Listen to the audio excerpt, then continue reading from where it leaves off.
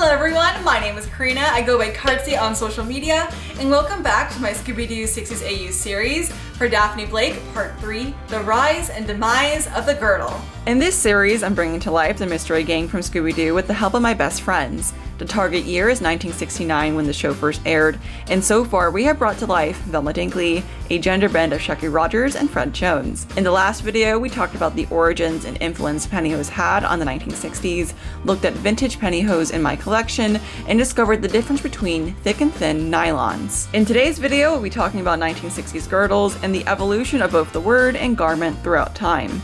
We'll explore the countless inventionings of materials such as latex that influenced shapewear evolution, learn about the complex social dress codes that had a grip on women in the 50s and 60s, and try on a real vintage panty girdle, all to figure out and understand what teenager Daphne Blake would have been wearing in 1969. And keep a lookout for the next video in this cosplay deep dive series, Who is Daphne Blake? I am a firm believer that to replicate any period in history, you have to get the undergarments right, especially when it comes to women's fashion. Foundations change the appearance of the outer layers and give the body the fashionable shape of the time. As can be expected, that means that women's undergarments have a very long evolution to what is worn in modern day. The most obvious garments collected so far for this project is a conically shaped bra and pantyhose for Daphne. But after seeing a panty girdle layered over top pantyhose in an advertisement, I began to question if Daphne would have worn them, and if not, then why? But to answer that question, I need to really go back in time and see the origins of this garment. When did it start? How did it evolve? Until ultimately we get to the 60s and 70s. So let's take a historical tangent. So a vintage girdle has three basic functions. 1, hold up the stockings. 2, keep the torso smooth. And 3, to cover and contain the pelvis and sometimes the upper thighs. But if you rewind the clock back before this garment existed, you find that these tasks were separated into different garments. For most of fashion history, stockings were supported with a garter on each leg. But around the late Victorian era, a new garment called a hose support started to be advertised as an alternative to the garters. This example from the 1880s shows a hose support that can grab your corset and stocking, pulling the two together. If we move forward in time, we also find belt variations that were sold in the 1890s and Edwardian era, meant to sit on top of the corset. And the most revolutionary, in my opinion, of all, the year 1900 saw the incorporation of hose supports into the corsets themselves, therefore combining two different garments into one multifunctional corset. As discussed in the Vintage Bras video, from the 1900s onward, the corset began to very steadily lower and lower until it no longer supported the bust, making way for the development of the brassiere. But this meant that the corset gained a new function, as they no longer sat on the area of the body they had for much of their history. The migration of the corset to the hips and rear was in support of the new boyish and boxy figure that was in style in the 19-teens to 20s. These corsets are different to their earlier counterparts as they began to incorporate elastic panels, uniquely adding stretch to corsetry. These elastic panels led me to have a kind of research side quest I just kept having questions and questions and questions about them. And these questions were, what material made up the elastic panels, and when was the material invented? As these corsets existed before the invention of nylon, lycra, and spandex. Eventually, I had an epiphany while I was trying to research that elastic is both a noun and an adjective, meaning it has two different definitions. Elastic, the adjective, means of an object or material able to resume its normal shape spontaneously after contraction, dilation, or distortion. While elastic, the noun, means cord, tape, or fabric woven with strips of rubber which returns to its original length or shape after being stretched. So a material can be described as elastic without having rubber in it, but then elastic is also used as a name to refer to rubber elastic. This was the biggest thorn in my side to figure out because I kept researching and researching, and because that word has that double meaning, I kept not getting what I was looking for. But now that I actually had it, it made everything so much clearer.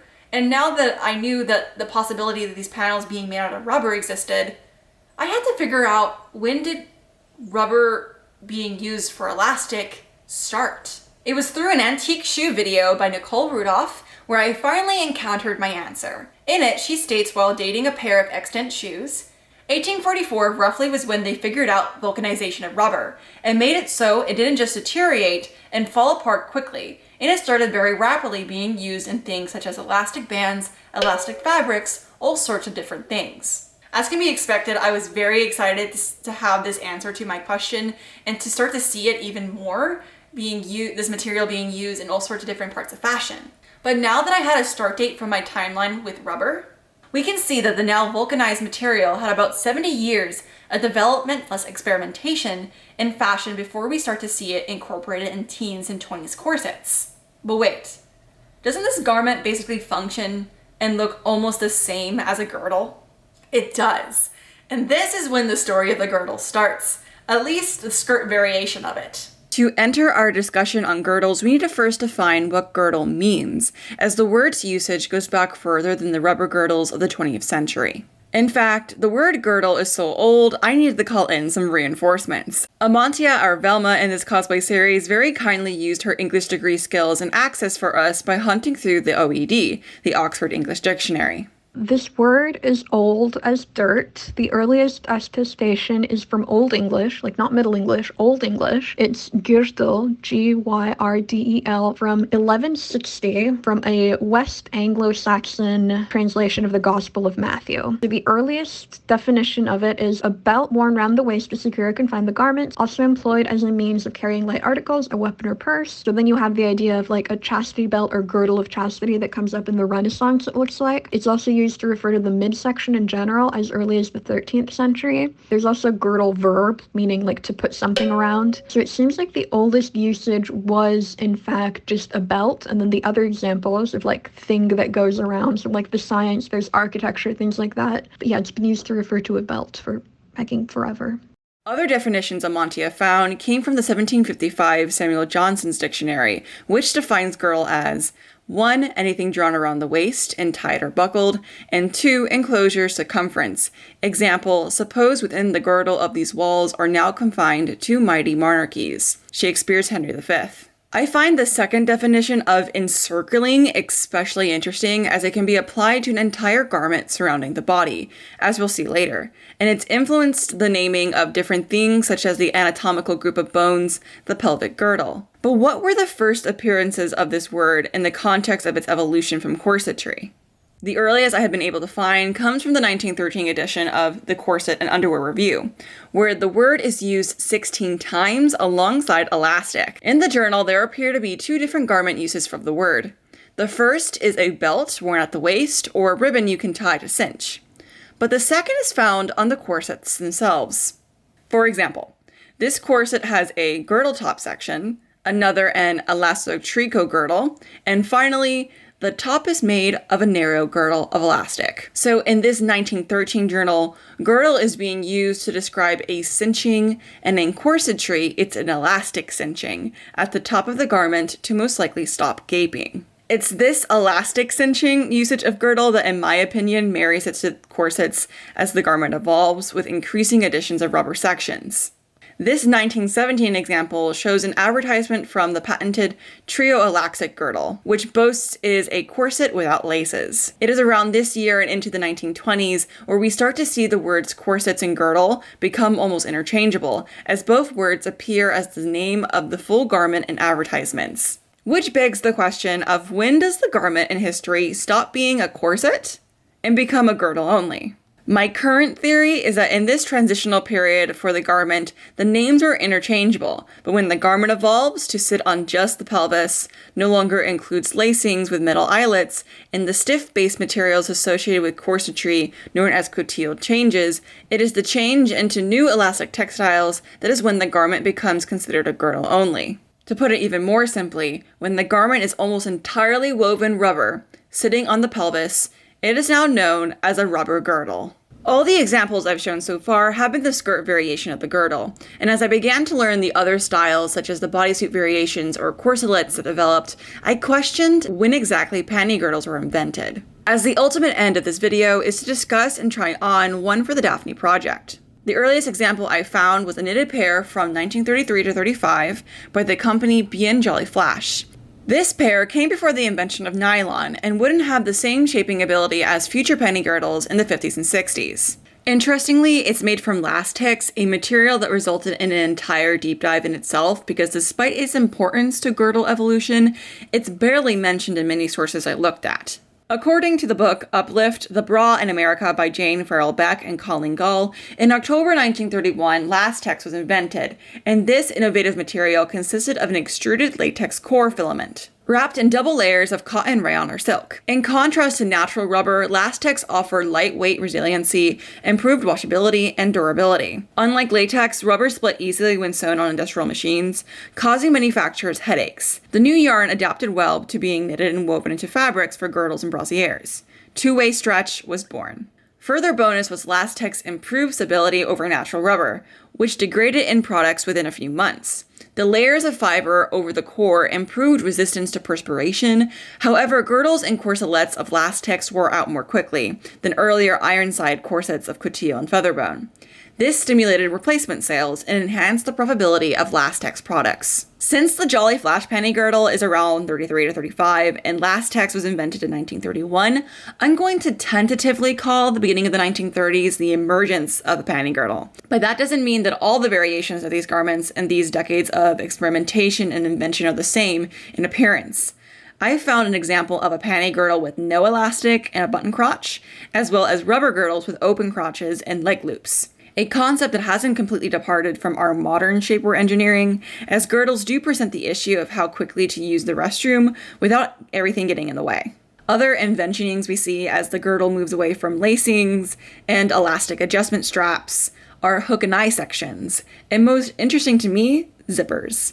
I hadn't realized how recent an invention the metal zipper was till now. According to a Smithsonian article, the first zipper patents were the automatic continuous clothing closure, invented in 1851, and the collapsed locker in 1893, but they never took off in popularity. A new version was patented in 1917 called the separate fastener, and featured improvements that are what we know today. After this date, we can see the application starts to be used in girdles and swimsuits, as additional ways for people to get into these restrictive garments with ease and added strength. By the time we reach the 1950s, the zipper closure starts to disappear, and we enter the world of the slip-on girdle. But in order for this version to exist, particular synthetics needed to be invented. In this century of plastics being seen as the solution to all of mankind's problems, synthetics started developing like wildfire after nylon swept the US in 1940. The dramatic rise of Dacron, aka polyester, invented in 1951, forever changed our world's wardrobes, boasting their ability to stand up in the wash and low wrinkling. And of course, who could forget Fiber K, also known as Lycra, aka spandex, in 1959. DuPont's light and mighty synthetic that, according to the book Nylon, The Story of a Fashion Revolution by Susannah Handley, made sheer figure-controlling girdles possible. They were a third of the weight of conventional foundation garments, a synthetic elastic with more strength but much less weight than natural rubber yarn. In the 1950s to 1970s, girdles also started featuring different shaped panels in the front to control the shape of the tummy, similar to the shape of my own panty girdle from the early 1970s. Due to copyright and marketing, many brands got really creative with the names for their girdles. For example, this girdle called the 5 pounds thinner girdle by Playtex advertised a finger wave design and pushed the tummy down like fingers holding back the belly. As I mentioned in my Andre Carez dress replica video, which is part of Daphne's wardrobe, a mini skirt is 3 to 4 inches above the knee.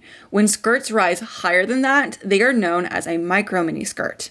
So from 1963 to the end of the decade, hemlines kept rising till they couldn't rise any higher. As micro skirt lengths become popular in dresses, underwear companies start releasing the boy brief cut style of panty girdles to try and stay on top of the fashion trends. But this constant adapting the girdle experience for nearly 60 years wouldn't help it stay in use forever. In the decades after the 1920s boxy boyish figure and the 1930s like slinking silhouettes, fashion began to be more fitted to the body, emphasizing the bust and tiny waist, especially after the release of Dior's new look in 1947. But these styles meant there was a lot of pressure to have a tiny waist, pronounced bust, and smooth figure.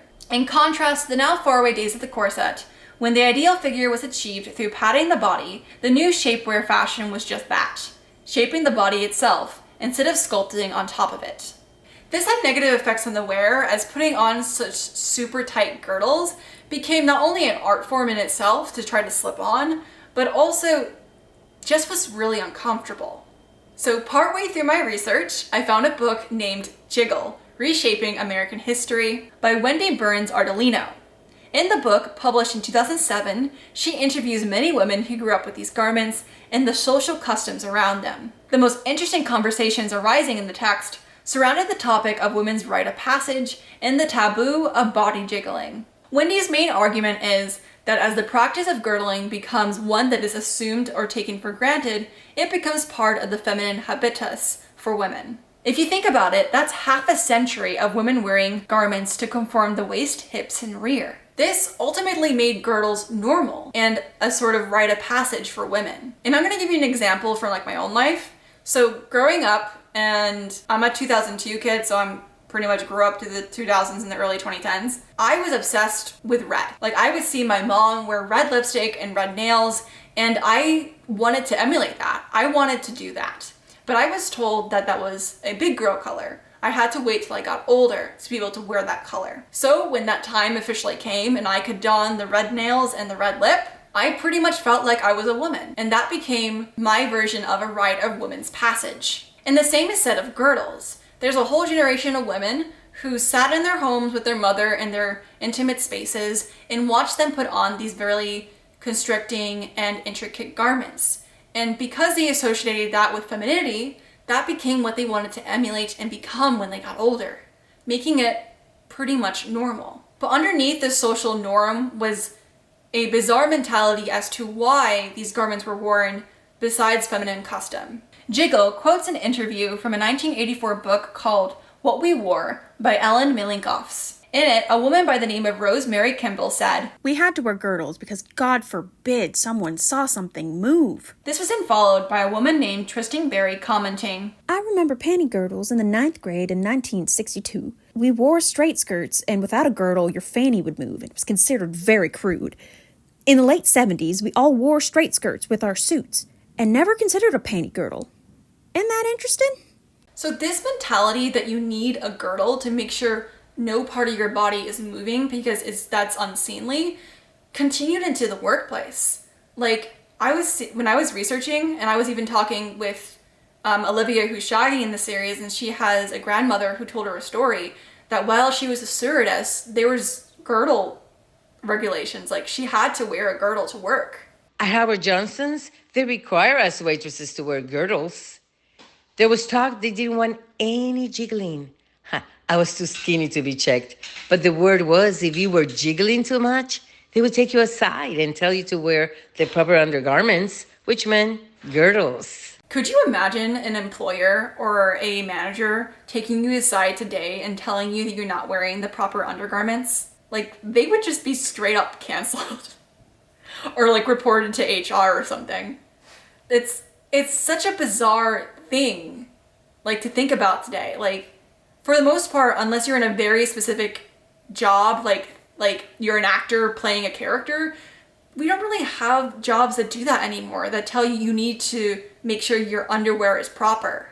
So let's return to one of our questions. How exactly did the girdle fall out of favor? And the answer is pantyhose. As soon as the garment entered the scene after 1959, women began to fully embrace the nylon garment as it removed the necessity of wearing girdles completely. Some women, because of habit, still wore girdles, but the new youthquake generation started embracing the garment as it was freeing. So the final quote I want to bring from the book Jiggle comes from an article in 1989 from the Denver Post. In it, it states, "What the article also points out is the impact this decline had on traditional girdle sales. Playtech's best girdle year was 1973, when 63.1 million worth were sold. Last year, 1988, the figure was 30 million. So Wendy connects this evidence as showing that 1973 is pretty much the height of the girdle, and then all the years after is just the steady decline. Until that is, if you continue on in her book, she talks about the rise in shapewear and all the rebranding that happened with it. But if you want to explore that in the book. So let's head back to our initial question, to layer or not to layer a boy brief panty girdle over top pantyhose for the Daphne cosplay. For this fashion experiment, I purchased a 1970s girdle in my size from an online vintage seller. The panty girdle is from the brand Rago and is made of 75% nylon and 25% spandex. It features loops at the bottom for garters, a decorative front, and marcel stitching on the top of an elastic tape to add additional shaping control and a decorative feel. The waist and leg holes are edged with 3/4 inch lingerie elastic that has a fuzzy texture on the inside to add extra grip to the body. And the base material is a stiff and strong power mesh fabric, which was chosen not only for its strength, but also to allow airflow through the gaps in the weave. I wasn't sure if the girdle was going to fit, but it proved way more sturdy than I was expecting, and it felt fairly comfortable. After a while of living in the house, I did discover one source of annoyance though. This happens right at the waistline. Because the pantyhose stretches out longer than the panty girdle itself, it creates a rolling that is a little painful and can be seen underneath clothing. I tried fiddling with the layering, but overall I couldn't get it to stop digging into my waist. I felt no discomfort in my legs though, and the girdle did stop the pantyhose from sliding down my leg. If it wasn't for the waist pain, I wouldn't be bothered by this layering at all, but I couldn't ignore that it was there either, and made the personal decision that it just wasn't for me. Which is a common decision that women in the period most likely made, as this was the final evolution of the girdle before the garment stopped selling well in stores. Not to mention that all the family members I talked to about this layering never did it, or remembered anyone layering like this at all. Despite ultimately deciding not to wear the garment with the cosplay, I can't help but feel like I've gained an incredible amount of new knowledge diving deep into the world of girdles. From hose supporters, the elasticization of corsets with rubber, the last tech solution to manufacturing, the beginnings of panty girdles, the rise of synthetic fibers, and the voices of women in the past who wore these garments. This video has been a wild ride. Thank you so much to Amantia for hunting through the OED for us, to our volunteer voice actors Olivia, Ivette, and Zuzu, and a big thank you to you all for following along with this miniseries on the history of 1960s women's undergarments. This is not the last time I'll be discussing hosiery or garment history in general, so if you like content like that, make sure to subscribe and stick around. The next video in this group cosplay series will be an entire video on the origins and evolution of Daphne Blake, analyzing not only her character, but the influence our culture has had on how she's been rewritten throughout the generational reboots. Afterwards, we will return to the world of sewing, finally, for the Daphne Blake cosplay and wardrobe reveal. I'm having a ton of fun sewing and exploring all of it, and I hope you are too.